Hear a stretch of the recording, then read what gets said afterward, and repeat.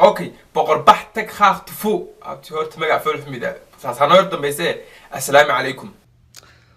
وعليكم السلام وعليكم السلام.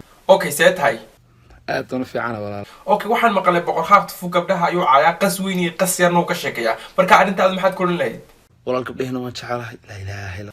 اوكي adu maamulin sida aragtaa alla taa maxaan nacay. اوكي waxaan ku weydiisay saaxib iligan ku bararay photoshop maskiyeer waxa aysid ma noqonayo photoshop ma ogtahay. ha اوكي marka inta noqonay waa halkee marka halkee weyn waa jeexa.